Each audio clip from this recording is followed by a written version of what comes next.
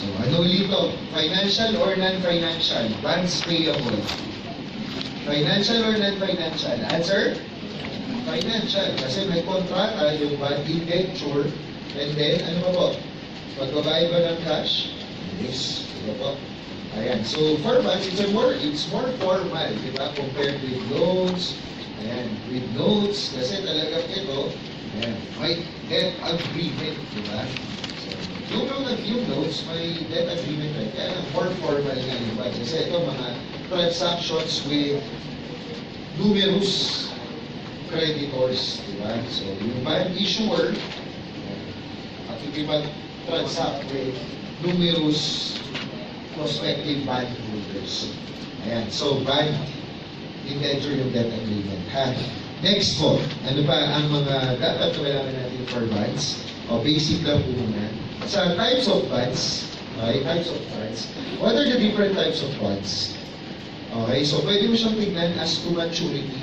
So, kung single maturity, ano yun? Single maturity, anong tawag natin doon? Term bonds. Pag series of maturity dates, serial bonds. Okay na? Ano ba? As to security. So, we have the secured bonds at saka unsecured. So, secured, ano po yung secured? Depende sa security. Pagka ang security mo ay real properties, pwede mo siyang tawagin na ano? Real estate mortgage bonds. Okay? Pagka naman ang security mo ay personal property, ayan, you can call it chattel mortgage bonds. Okay? Paano naman pagka ang security mo, yung mga investment in bonds mo, investment in stocks with another entity, anong tawag natin doon? Collateral trust bonds. Nasusundan? Collateral trust bonds. Eh, anong tawag natin sa unsecured bonds naman? Diba? It's more popularly known as debentures. Diba? Debenture bonds or debentures. Kaya po ba yun? Okay, so yan po si bonds. Okay, types of bonds as to collateral or as to securities. Okay, and then meron naman pong class of bonds as to registration. Diba? So we have the registered bonds at saka bearer bonds. Ano pagkakaiba ng registered bonds at saka bearer bonds? Registered bonds, yung bondholder, kilala ni entity naka-register sa libro niya. So yung bond certificate po nun, nakasulat kung sino yung kung sino yung bondholder. Yan, ang bondholder ay si Sir Valls, o kontrado, T-Valls, nakalagay ko. O bearer bonds, ayun, bearer bonds, hindi naka-identify yung, ano mo, yung bondholder, o di kahit na pagpasapasahan yan, okay lang. Basta, at maturity date, kung sino yung nag-present, okay, yun yung babayaran ni company. Did you get this? Okay, ngayon. Ngayon po. Okay, so, ano ba? Meron pa pala. Other class of bonds, we have the junk bonds, high risk, high yield bonds. Yun. Okay, so ito yung issue ng mga full credit rating. Tapos para maging MIC, mag-offer sila ng mataas na interest rates. Ano pa? We have these convertible bonds. The bondholder has the discretion to convert the bonds into ordinary shares. Ano pa? We have these redeemable bonds. Anytime, redeemable, parang hindi siya masyadong kailangan. Redeemable, anytime prior to maturity, pwedeng i-present, pwedeng bawiin ng bondholder. Nasusunod po ba? Pwede bawiin ng bondholder yung naging investment na kay bond issuer. We have these callable bonds. Paano naman yung callable? Kabaliktaran siya ni redeemable or counterpart siya ni redeemable.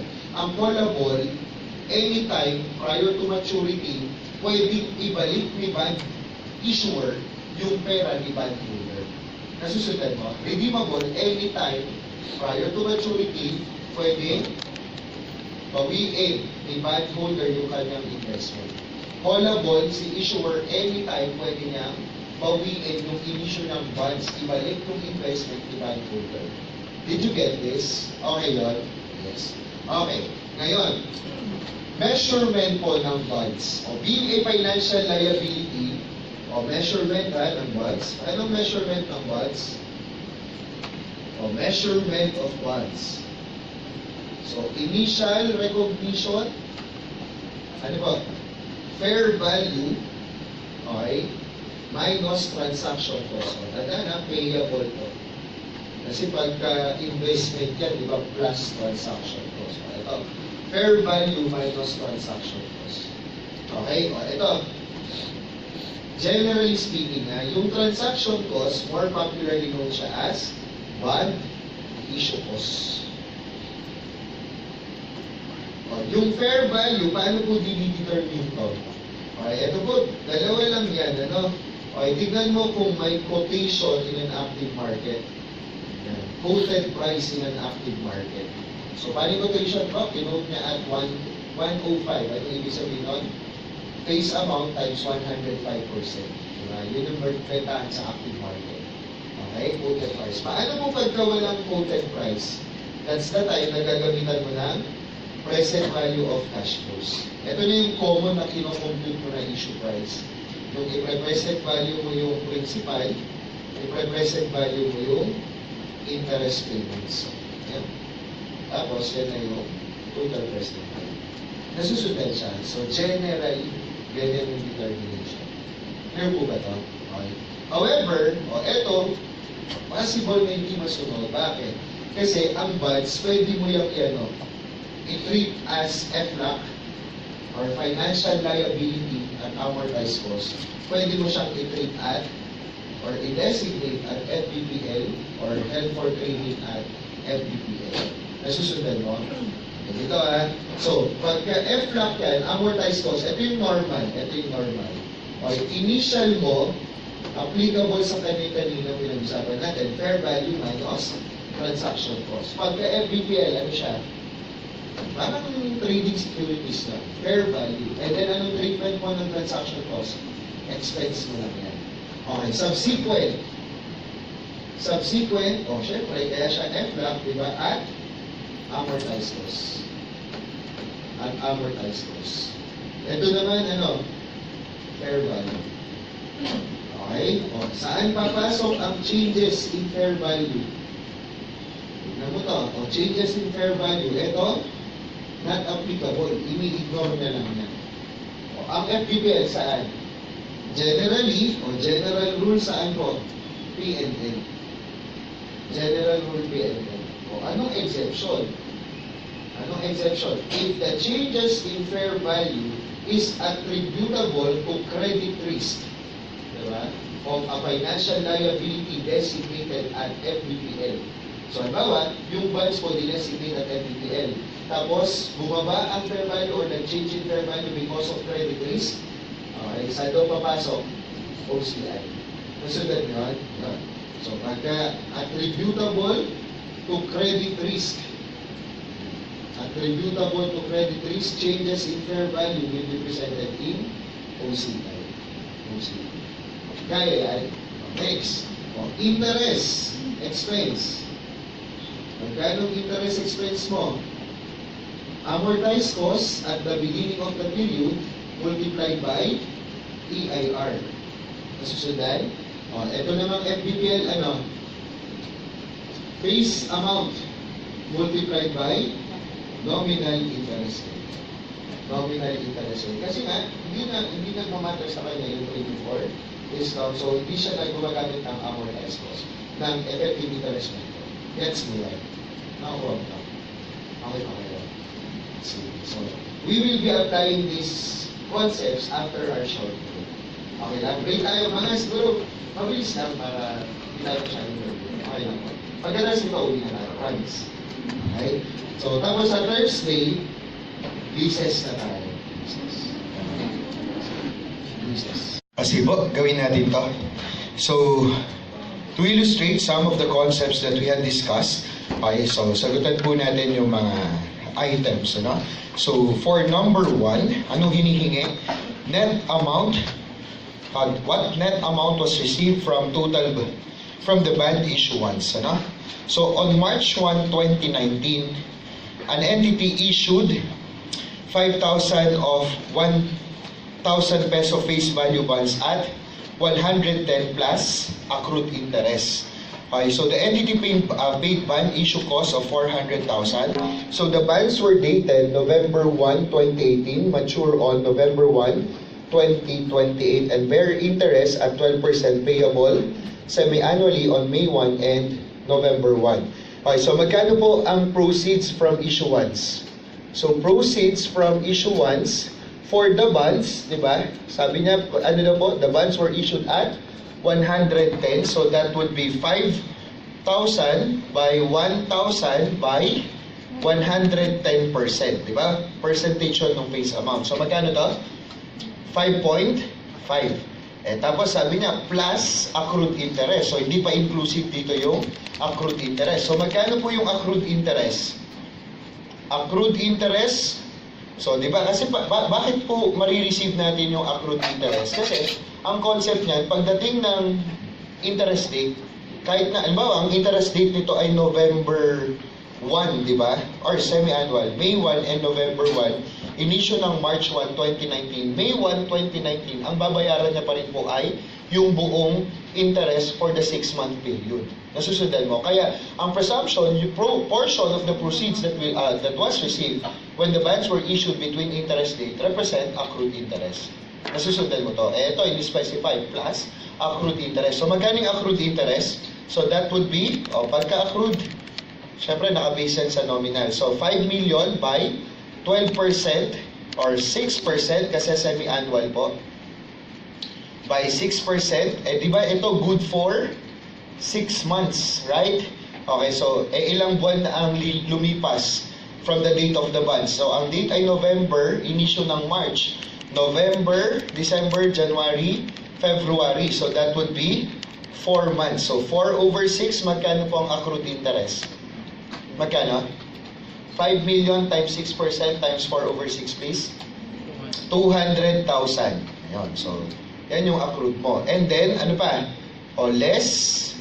So, proceeds, less. Ano po? Bond issue cost. Kasi transaction cost to. So, this will represent cash outlay. So, magkano po yung cash outlay, yung bond issue cost? 400,000. Nasundan po ba? So, magkano ang net proceeds? 5.3.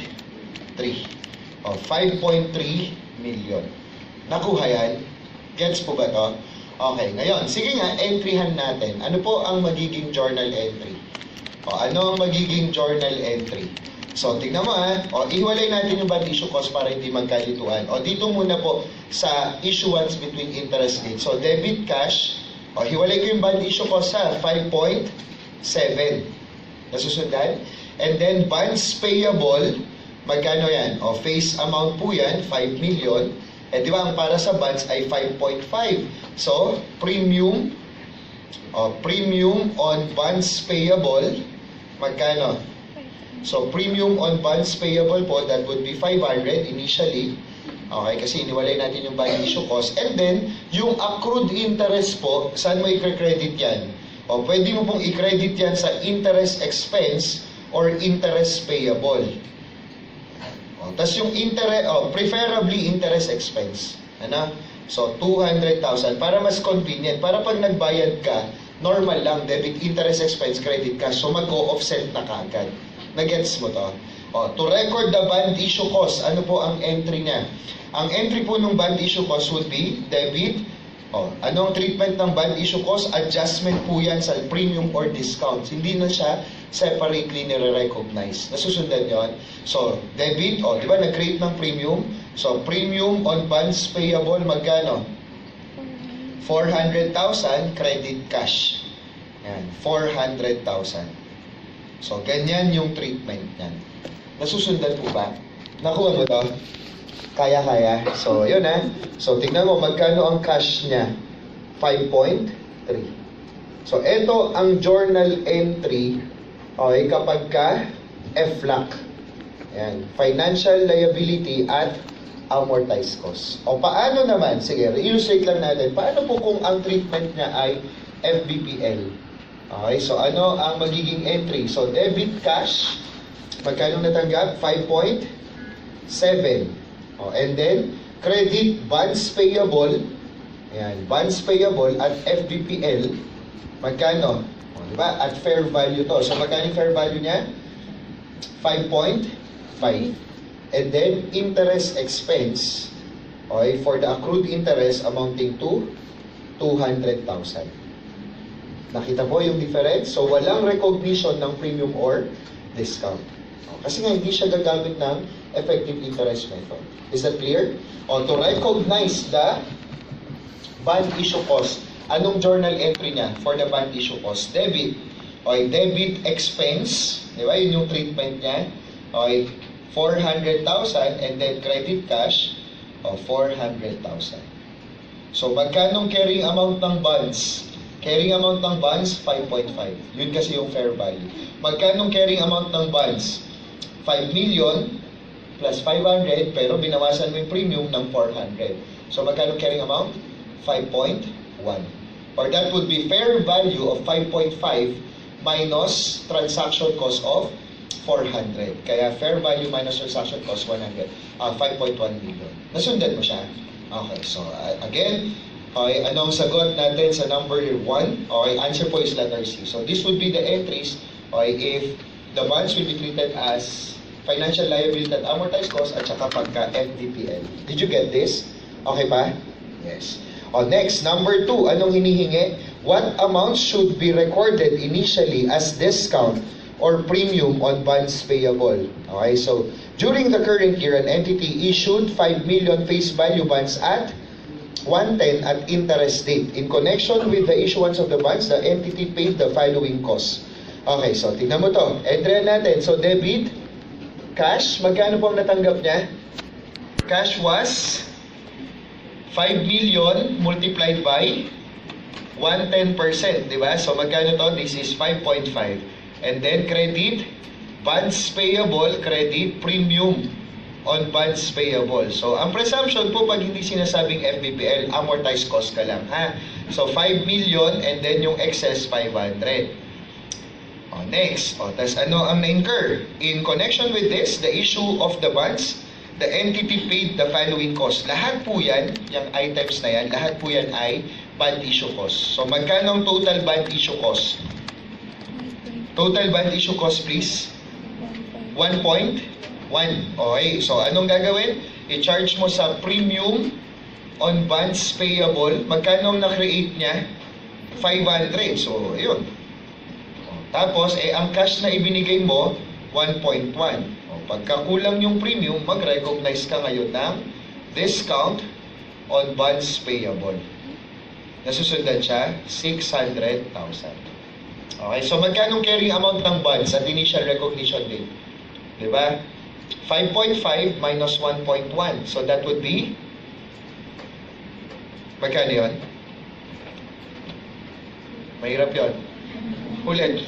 5.5 minus 1.1. So that would be 4.4. Okay, so tingnan natin kung 4.4 nga. O, di ba, magka-cancel out na yung premium. O, tas may bonds payable ka na 5 million. And then meron kang discount on bonds payable na magkano? 600. So carrying amount of the bonds, 4.4, which is consistent dun sa alam natin na fair value minus transaction cost. Did you get this? Pero ang hinihingi kasi dito was the discount. Okay, so 600,000 discount. So anong treatment ng bond issue cost? Adjustment to the premium or discount arising from the issuance of bonds. So pagka premium yan, reduction. Pagka discount, addition. Gets po ba? Okay, so ayun. Tapos hindi ka naman pwedeng magkaroon ng debit balance na premium. Kaya pag wala ng premium, create ka ng discount. Is that clear? Okay, next one. On number 3, basic amortization lang to, ano? So what is the interest expense for 2019? What is the carrying amount of the bonds on December 31, 2019? So on January 1, 2019, an entity issued 9% bonds in the face amount of 5 million which mature on January 1, 2029. The bonds were issued for 695 to yield 10%. Given yung issue price, hindi mo kailangang mag-compute. So, to yield 10%. So, ano siya? Issued at a discount. Kasi lower yung carrying amount. Diba? Yung initial, yung proceeds received from the, compared with the face amount. Isa pa pong characteristic ng issued at a discount, ano? Effective interest rate is higher than the nominal rate. Kung naalala mo pa sa bonds, pinag-usapan natin. Doon sa investment side, pinag-usapan natin to. Pagka premium yan, effective interest rate is lower. Okay? Pagka discount, effective interest rate is higher. Nasundan to? Okay, so sige. Try natin to ha. So, anong hinihingi? quote. Naalala mo pa, paano yung short calculation pagka magko-compute lang tayo ng interest expense? Amortized cost at the start of the year, magkano ang initial valuation mo ng bonds? 4,695,000. Wala namang binigay na bond issue cost or any adjustment, di ba? So, times yield rate. Ano ang yield rate? 10%. O, di ba? Yan na yung interest mo. So, magkano to? 469,500. Kuha to? Okay, next. O, pagka carrying amount, paano natin ito ginagawa? 4,695 multiplied by 10% minus nominal. Okay, nominal interest. Magkano pong nominal? 5 million multiplied by 9%. So, that would be 450. Okay, so magkano po ang carrying amount? Carrying amount, please, using these figures. Magkano yan? 4,714,500. So, eto tayo. Diba? So, yan yung mga amounts natin. Nasundan po ba yan? So, number 1 is alpha, number 2 is Charlie. Kaya madali dito, no? Kasi, yun nga, parang binaligtad mo lang yung, yung sa asset natin. O, number 4, what is the interest expense for 2020? What is the carrying amount of the bonds? Payable on December 31, 2020. So, 2020 naman.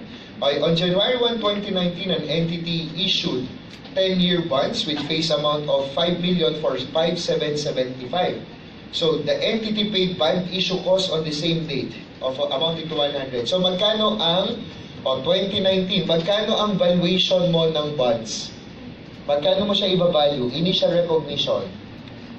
5,675,000. 5,775 minus yung bond issue cost na 100,000. Nakuha? So, pag hiningi sa'yo, interest expense, parang tayo prepare ng amortization table. Ano? So, 5,675,000. Magkano po? Ilang percent ang rate? So, effective rate is 8%. Okay? So, magkano ang interest expense for 2019? It's 450,000. 4,000. O, 2019 yan. Ang hinihingi ay 2020. Okay, so, kailangan mo ng carrying amount. So, for 2019, 5,675 multiplied by 1.08 minus nominal. Ilang percent po ang nominal? 5 million times 10%. Magkano yun? 500,000. So, magkano po ang carrying amount? Carrying amount is 5,629,000. 5,629,000. Kaya lang, pang 2019 yan. Ang hinihingi, 2020. Oh, so, 2020, interest expense, magkano po? So, that's 5,629 multiplied by yield rate of 8%. Magkano po ang interest expense natin? So, interest expense is 450,320. 450,320. And then carrying amount, 5,629,000 multiplied by 1.08 minus 500,000. Magkano to? Magkano siya? 5,579,320. Okay? Nasusundan mo siya? O sige, recall natin yung mga characteristic pagka premium amortization, discount amortization. Anong behavior? Discount muna. Anong behavior ng carrying amount? Increasing, decreasing, remain constant. Mahirap yun. Increasing, decreasing. Discount. Increasing. Kasi dapat mapunta siya sa face amount at maturity date. So, dahil nag-i-increase siya, anong nangyayari sa interest expense? Sabi ka, paano po? Hindi tataas din, di ba? Kasi nga, tumataas yung basis, di ba? O, sa premium naman, pababa, di ba? Parang ito, from 5,629, naging 5,579. O, dahil bumababa ang carrying amount, anong nangyayari sa interest expense? Bumababa din. O, pero anong sabi natin sa premium or discount amortization? It will always increase, di ba? So, kahit na i-try mo yan sa amortization table, okay, makikita mo, di ba? Increasing yung discount or premium amortization. Is that clear? Kaya to? Kaya? Yes. Okay, next. O, yung next page natin, o yung problems 5 to 8, o, these are examples of compound financial instruments. Okay, we're in the bonds were issued together with an equity component.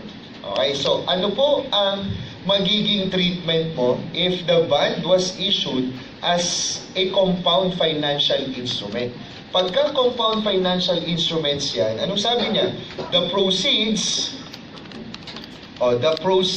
should be allocated between the bonds and the equity component. Yan. So, dapat i-bifurcate mo yan. So, equity component. So, ngayon, ang tanong, paano po tayo mag-allocate? Sagot? O, di ba? Pagka bonds yan and equity component, paano i-allocate ang proceeds? Anong sabi? Okay, gamitan mo ng residual approach. Kasi kailangan i-value muna yung asset, i-value muna yung liabilities before you can determine equity. So, dito, liab and equity yan. I-value mo muna yung liability. Tapos, any excess, equity component. So, sa bonds mo, okay, dapat i-measure mo muna siya at fair value. And then, ito, yung equity component, excess lang yan. So, hindi siya relative fair market value. Nasusundan yon? Okay, so, ayan. So, the equity component would be the excess of proceeds over the fair value of the bonds. Paano ulit mag-determine ng fair value? Tingnan mo kung may quoted price. Pag walang quoted price, that's the only time you'll be computing for present value of cash flows. Did you get this? Okay. So, ano po mga example ng compound financial instruments that will include bonds? Anong sabi niya? Example po would be bonds with detachable or non-detachable warrants. Diba? Yung warrants will entitle the holder to acquire additional ordinary shares. Ano pa? Another example po ng compound financial instrument which is inclusive of bonds. Ano to? Okay, you have your convertible bonds. Nasusundan mo to? So, ano yung convertible bonds? The bonds may be converted into ordinary shares. Kaya yon? Kaya? Yes. So, anong concept? Ang bifurcation, okay, ganito lang. Gamitan mo ng residual approach.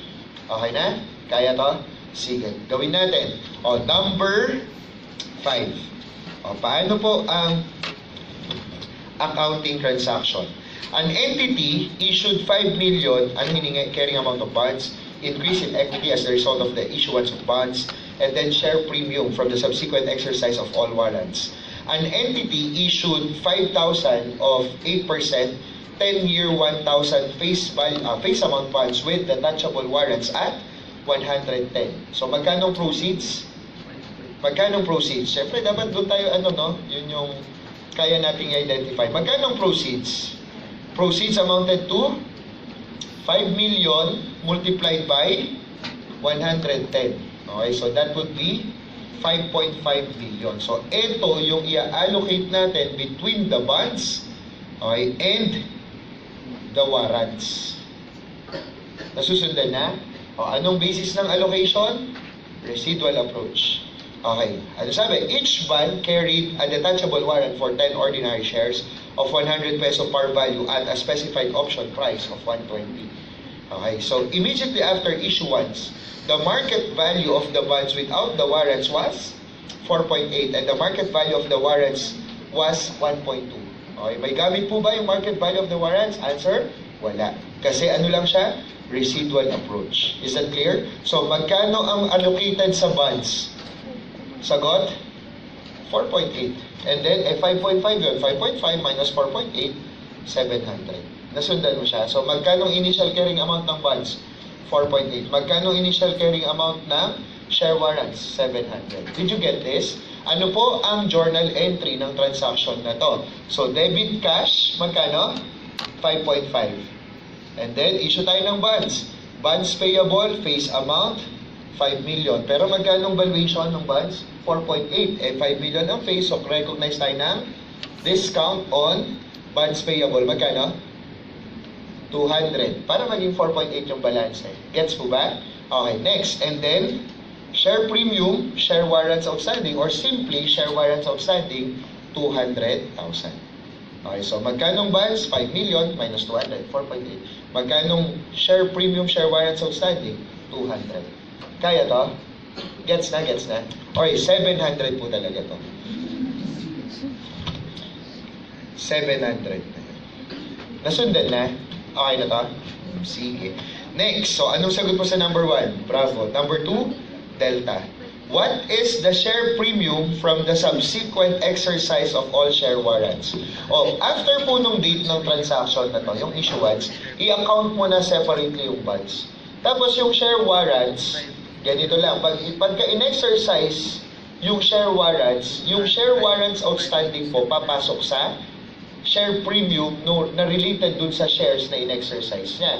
Okay, pagka naman hindi in-exercise yung warrants, halimbawa, nag-mature na yung bonds, hindi pa rin ina-exercise. Okay? So, anong gagawin po? Yung share warrants outstanding, papasok saan? General share premium.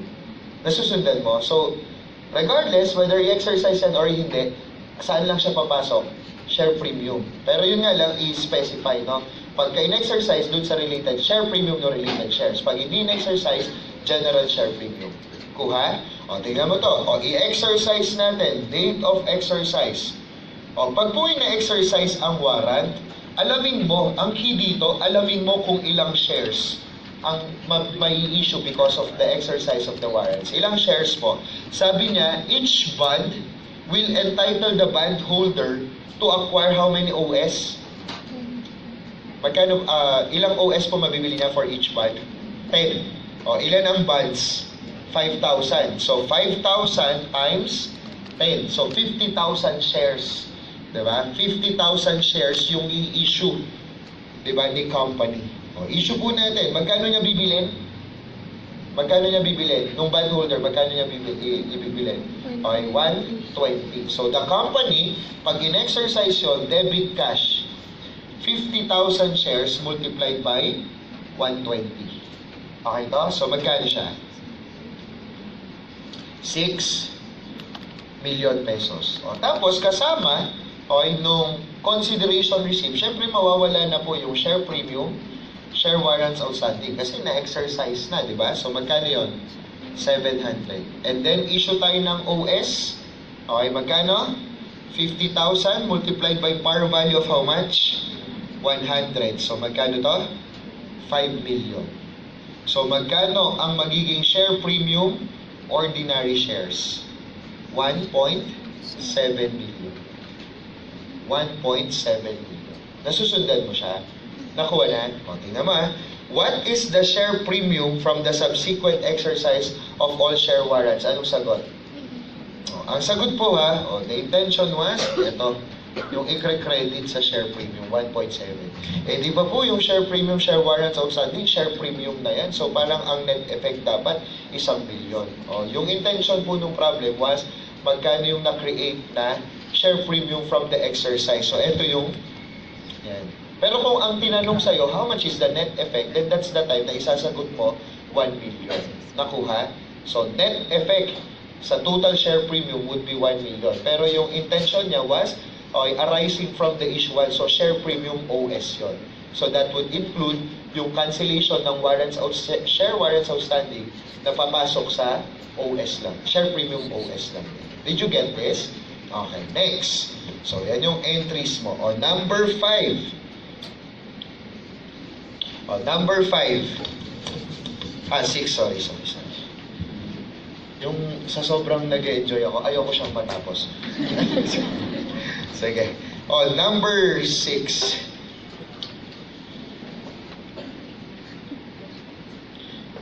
What amount should be recorded as increase in equity as a result of the bond issuance? So, kung bond issuance lang to, ano siya? Yung allocated dun sa equity component, di ba? Okay, so basahin natin. An entity issued 5 million face amount 5-year bonds at 120. So, magkano yun? Proceeds. Magkano po ang proceeds mo? Okay, so 5 million multiplied by 120%. Okay, so that would be 6 million. Regardless whether detachable yan or non-detachable, same lang po, residual approach. Huwag ka nang malito doon, ha? Residual approach. So, yung equity component niya would be still warrants, di ba? So, share premium, share warrants outstanding pa rin to. Okay na? O, sige, next. Each warrant entitled the bondholder to purchase one share of 20 pesos par value for 25 pesos. Immediately after the issuance, the market value of each warrant was 5 pesos. Would it matter? No. Okay, kasi residual approach. I-value mo muna yung bonds. Okay? So, the interest rate is 11% payable annually every December 31. The prevailing market rate of interest for similar bonds without the warrants is 12%. So, yan yung yield rate. Nakuha? Anong sabi natin? Paano mag-determine ng fair value ng bonds? First, you look at the quoted price. May quoted price po ba without the warrants? Walang binigay. So, anong gagamitin mo? Present value of cash flows. Nasundan? Okay. So, anong rate? 12%. So, anong bubuo sa present value niya? Present value of principal. Magkano po yan? So, ang present value ng principal, 5 million. Anong rate? Doon sa 12%. Diba? So, the present value of 1 at 12% for 5 periods is 0.57. Ayan. Next, present value of interest payments. 5 million. So, magkano matatanggap natin? Magkano ibabayad niya? 11. Di ba yung nominal? So, parang ganito. 1, 2, 3, 4, 5. So, dito niya babayaran yung 5 million. Tapos 11%. So, 550, 550. Di ba? Ganyan yung magiging itsura ng cash flows mo. Ayan. So, ayun. Diba? So, ito, single lang. So, present value of 1. Ito, equal payments, equal interval. First payment will be due at the end of the transaction period. Present value of ordinary annuity for 5 periods at 12%. Nasundan mo siya. So, ito po ay anong present value? 3.6. So, ganyan yung magiging itsura. Nasundan yun? So, magkano po ang present value ng principal? 5 million times 0.57, that would be 2,850. Yung interest po magkano? 1,980. Okay, so magkano po ang total present value? 4,830. 4,830. Yung bonds, hindi pa pala yung hinihingi. So, hindi to yung hinihingi, ha? Okay. Next, ano pong hinihingi? What amount should be recorded as increase in equity as a result of bond issuance? So, yung equity component, 6 million minus 4,830, magkano po?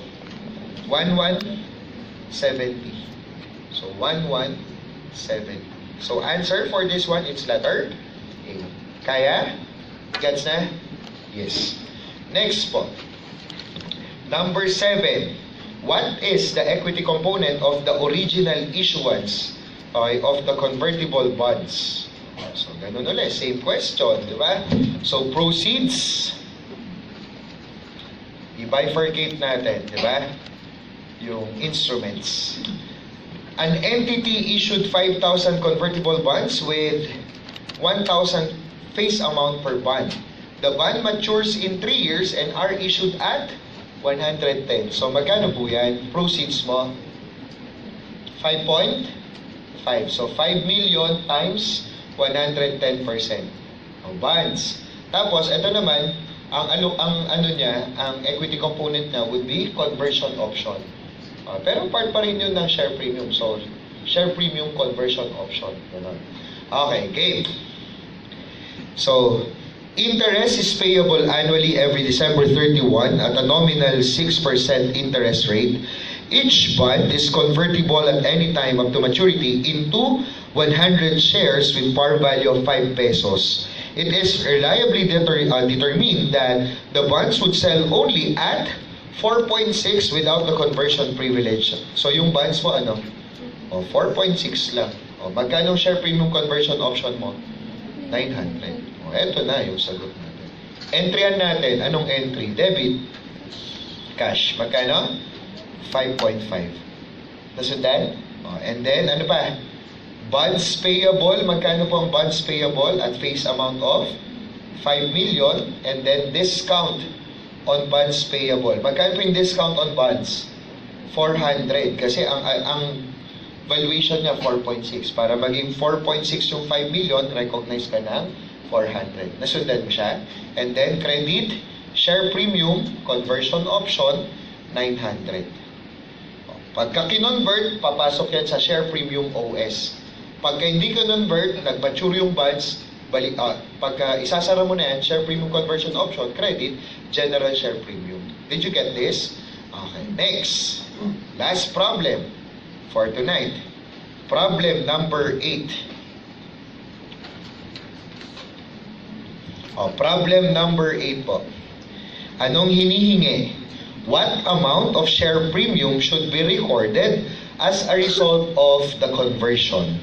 After recording interest and amortization, an entity converted 5 million of 12% convertible bonds into 50,000 shares of 50 pesos par value.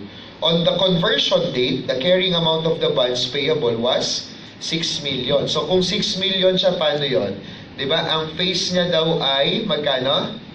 5 million. Pero ang carrying amount, magkano? 6 million. So anong meron? Anong balancing figure?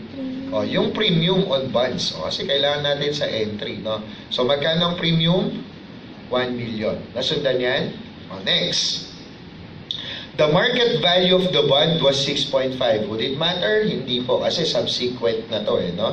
Okay, so, and the share was publicly trading at 150. The entity incurred 100,000 in connection with the conversion. So, may stock issue cost, no?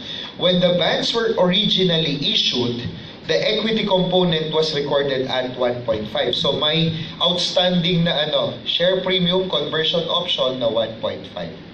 Nasusundan siya? Nakakuha po? Okay. So, yan yung mga running balance mo. Okay, so what amount of share premium should be recorded? So, tingnan mo, entry natin, i-cancel natin yan. So, debit ka ng bonds payable, 5 million. Debit ka ng premium on bonds payable, so, dinede-recognize na natin, no? Magkano siya? 1 million. Tapos, sabi natin, the share premium conversion option, dahil kinonvert na di mawawala na rin yun, no? So, 1.5. Tapos po, issue ka lang ng OS. Diba? Ilang OS ang in-issue niya to convert the bonds? 50,000 na ang par value ay 50 pesos. Did you get this? So, magkano yan? 2.5. Anong balancing figure mo? Share premium, ordinary shares. Magkano po ang share premium ordinary shares? 5 million.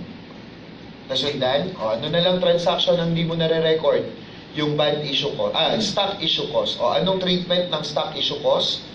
Initially, generally, it is charged to the share premium arising from the related issuance. So, magkano yung share premium arising from the related issuance? 5 million. So, charge mo lang dyan. Magkano yun? 100,000. So, debit share premium OS, 100,000. Credit cash, okay, 100,000. Nasundan siya. So, magkano ang share premium OS natin, okay, arising from the conversion? So, initially, we credited 5 million, pero nagbawas ka ng 100,000. So, that would be 4.9. Ayun. Kaya lang pag tinanong ka magkano ang net effect, the net effect po in your share premium would be magkano? Net effect. 3.4. 4.9 minus 1.5. Yun yung net effect. Pero ito kasi, hinihingi niya, yung intention niya was the share premium OS. Did you get this? Nakuha po ba? So, yan po yung ating compound financial instruments for bonds. Nasundan? Okay. Alam niyo ba may kwento ako Sige. So, ayun po, next meeting, probably po Thursday pa rin po yan. Anong gagawin natin? So, leases tayo, leases. Leases. Tapos, tingnan natin kung kakayanin na isama ang notes payable and debt restructuring. Okay? So, pero way ahead na tayo, no? Iwan na yung yung mga weekends, gano'n. Yung pareho nating 3 hours. Sa weekdays, naman, lamang lang tayo ng isang yung buns. Anyway, so, di ba, sa dulo naman magpapantay lahat yan. Diba? Okay, so, ayun. Sige po, pahinga tayo. Pasensya na sa biglaan pagbago ng schedule. Okay? Sige.